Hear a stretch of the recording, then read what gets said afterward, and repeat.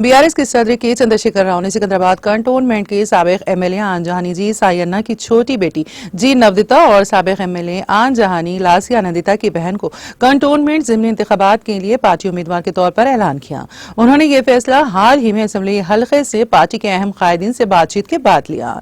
ये फैसला एक सड़क हादसे में लासिया नंदिता की अलमनाक मौत के बाद किया गया है, जिसके नतीजे में ज़िमनी इंतखाब हुआ था।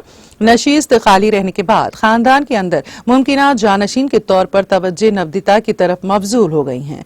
कांग्रेस ने नारायण श्री गणेश को सिकंदराबाद कंटोनमेंट ज़िमनी इंतखाब के लिए मैदान में उतारा है। सिकंदराबाद कंटोनमेंट ज़िमनी इंतखाब 13 मई को होगा। वाज़ेह है कि पिछले साल एक बीमारी की वजह से सायन्ना के इंतकाल के बाद बीआरएस ने उनके मुतबादिल के तौर पर लासिया नंदिता को मैदान में उतारा था। पार्टी ने रवायत को जारी रखा और लासिया नंदिता के बेवक्त इंतकाल पर गौर करते हुए नवदिता का इंतखाब किया। नवदिता की उम्मीदवारी को पार्टी केडर की तरफ से भी वसी हिमायत हासिल हुई है।